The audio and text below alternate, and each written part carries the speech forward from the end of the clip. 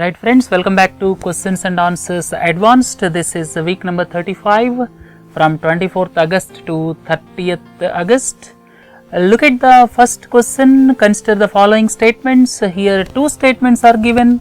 You are required to identify which of the statements is or correct. The first statement is since 1996, India is making a strong pitch for comprehensive convention on international terrorism.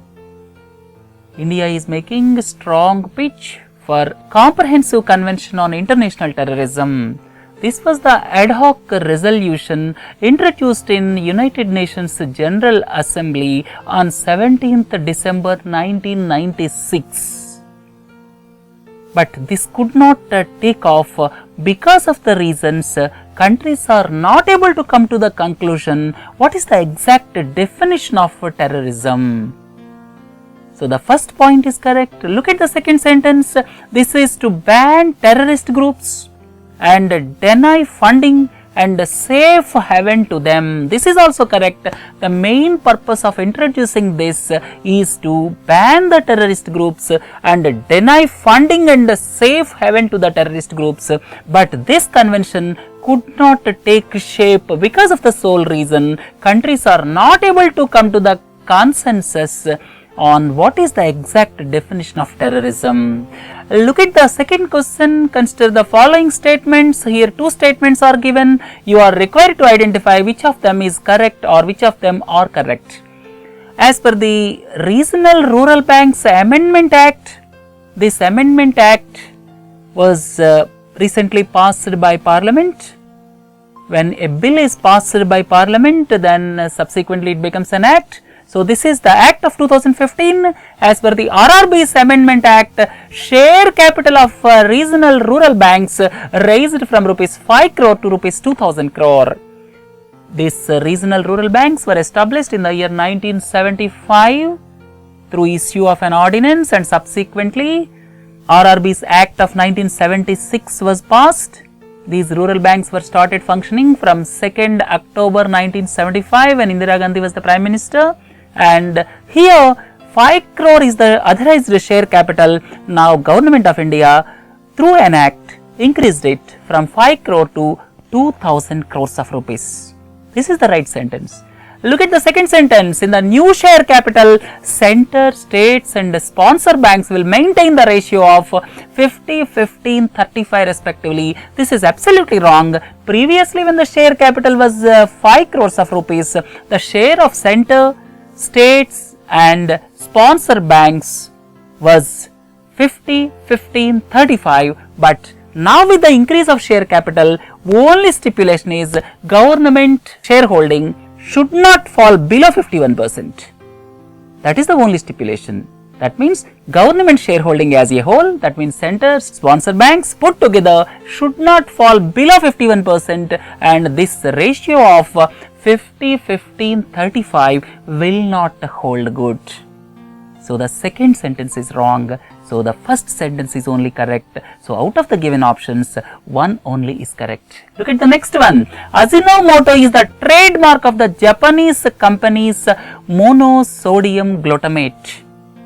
Right? MSG is monosodium glutamate, and Ajinomoto, this is the trademark of Japanese company which has got its establishment in around 25 countries across the world. So if someone says Ajinomoto, this is the trademark of a Japanese company for monosodium glutamate. This is the right sentence.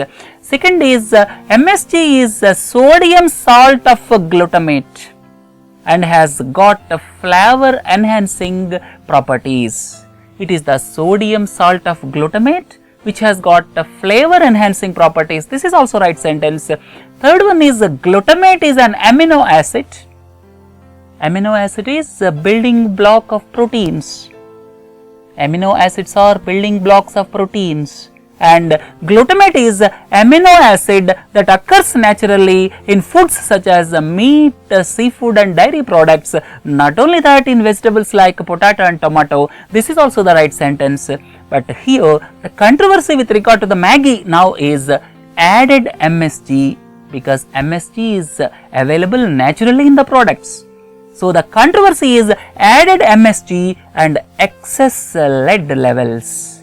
So, all the given 4 sentences are correct here. So, the first option, all the above, is the right answer for this particular question. Look at the next one. Consider the following.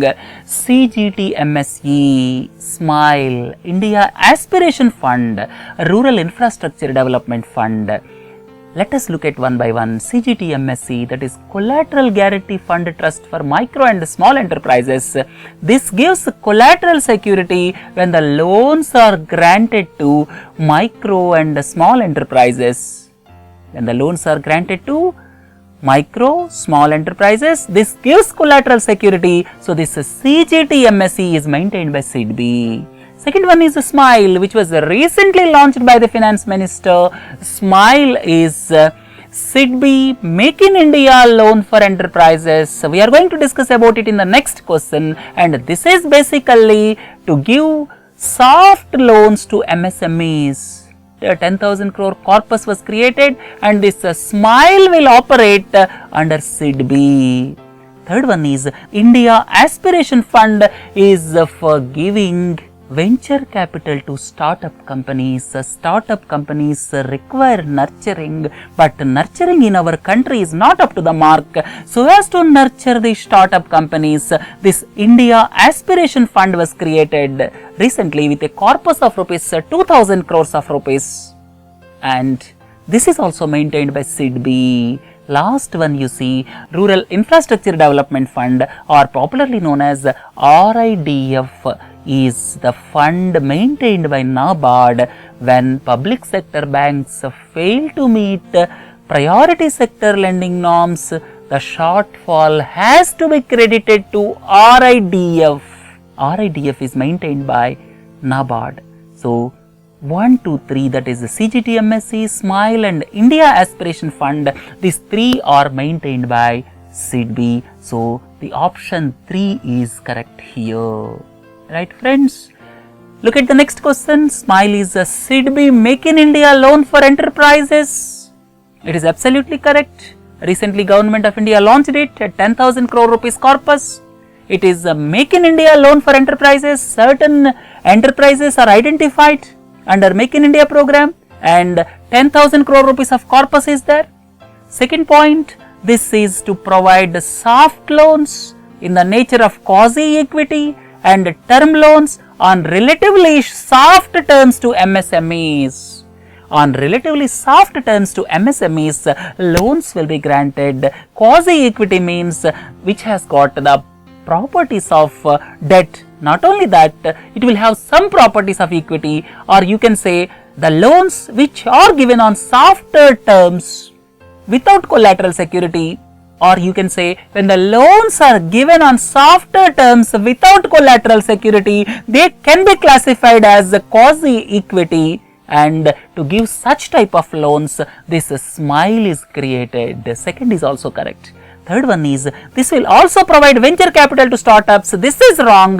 To provide venture capital to startups, separate India Aspiration Fund is created. So, 1 and 2 are correct here. That means option 1 is correct. Look into the next one. P-notes are overseas derivative instruments issued by foreign portfolio investors to overseas investors who wish to invest in the domestic stock market.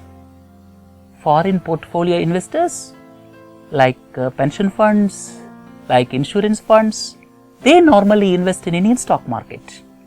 But if someone in the foreign land want to invest in Indian stock market, they can still invest. For that purpose, FPIs, that means FPIs are the firms registered with the Securities and Exchange Board of India.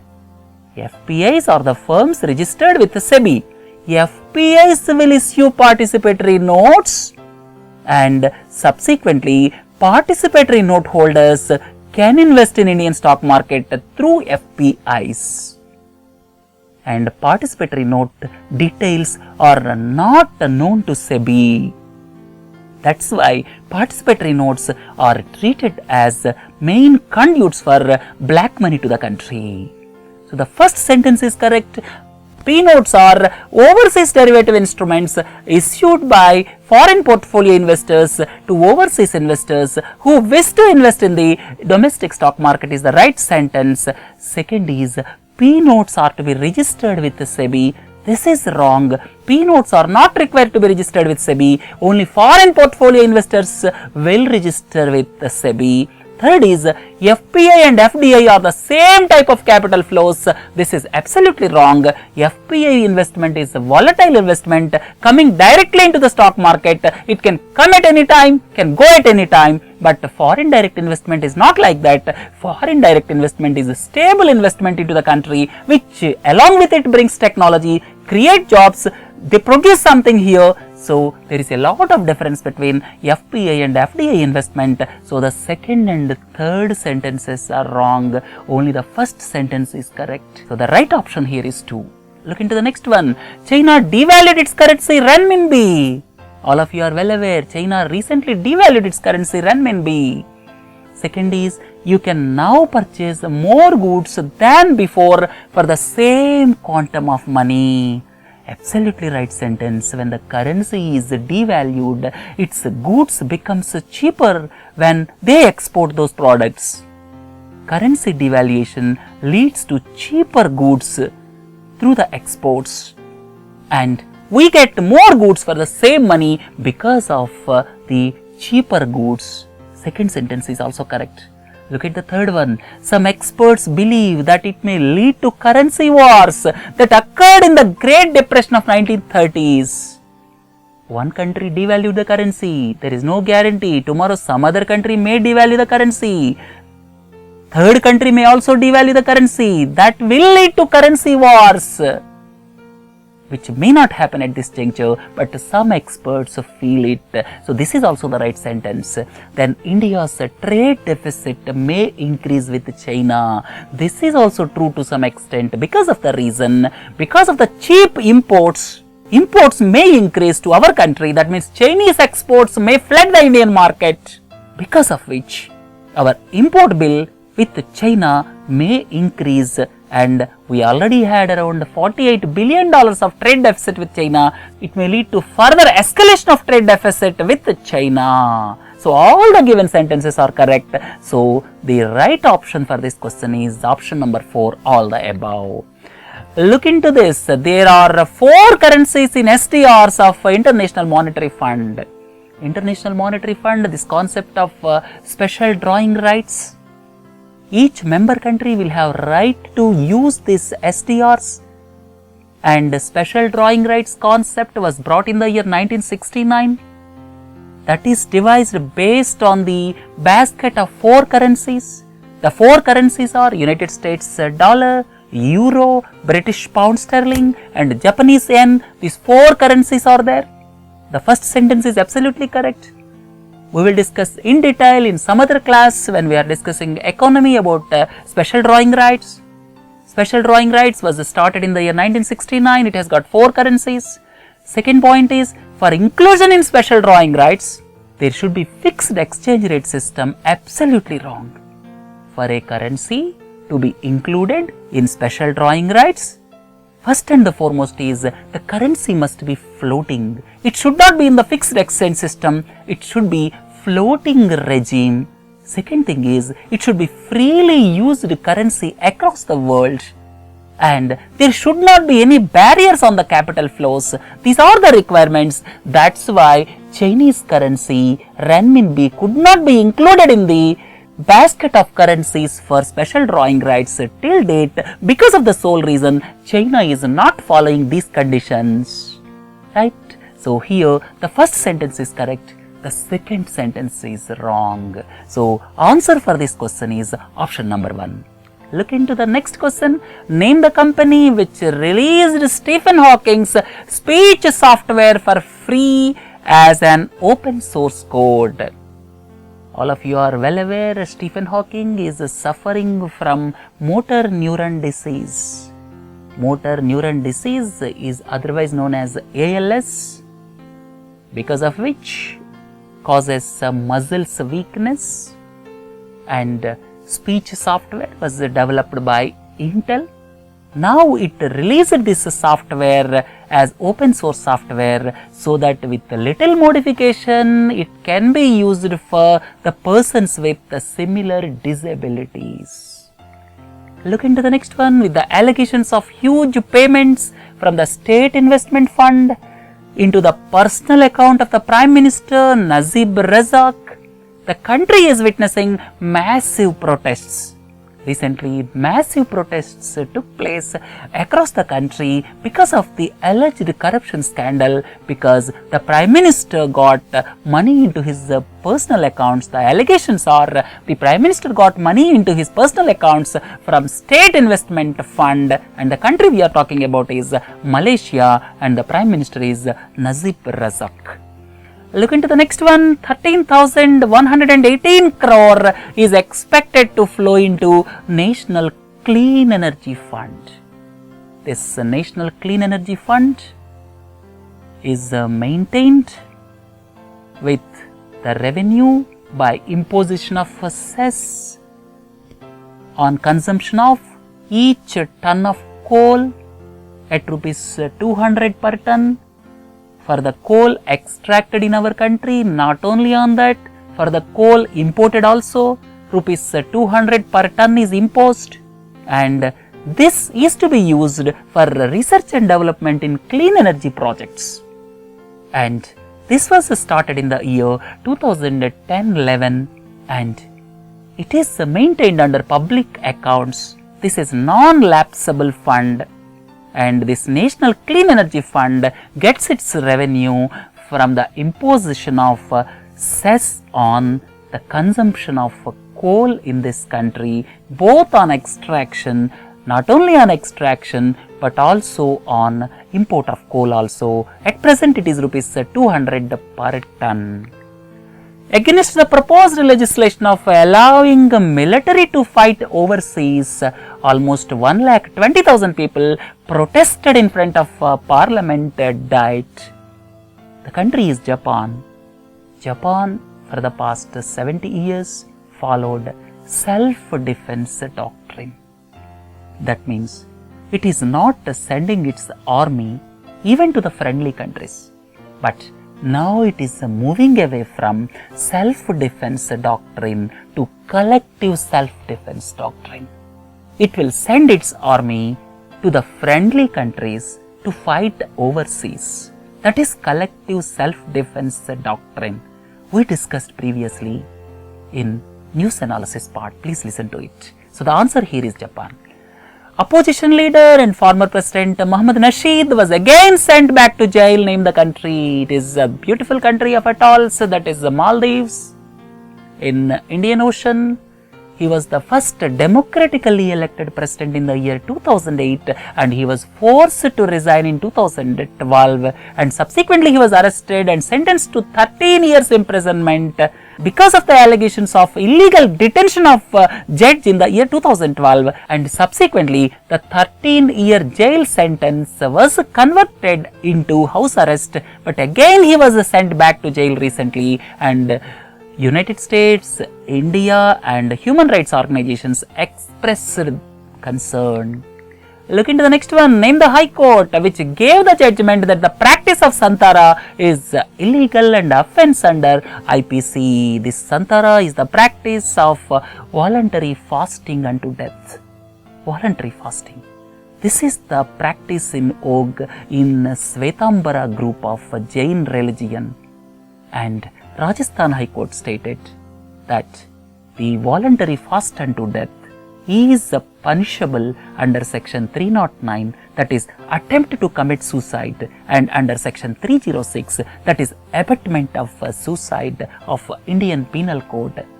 And Jains says that it is the practice or means to attain moksha. Right friends? EPFO, Employees Provident Fund Organization. What is Employees Provident Fund Organization? I would like to tell you a few points about this. Employees Provident Fund Organization was created in the year 1951. It is a statutory body under the Ministry of Labour and Employment. It maintains the corpus of employees provident fund, that is for the future use, it maintains the corpus. Previously, it was not allowed to invest in equities because of the risk element. Previously, they used to invest most of their money in government securities and safe securities. Now, government allowed them to invest in equities from 5% to 15% of their incremental corpus.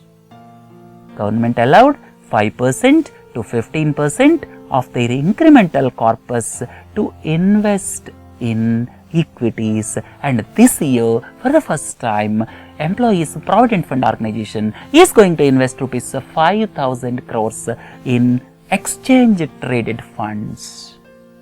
And please don't forget, this is a statutory body under Ministry of Labour and Employment. Look at the last question. Government of India allowed public sector banks to raise funds from market by maintaining government holding of 52% to satisfy Basel III norms.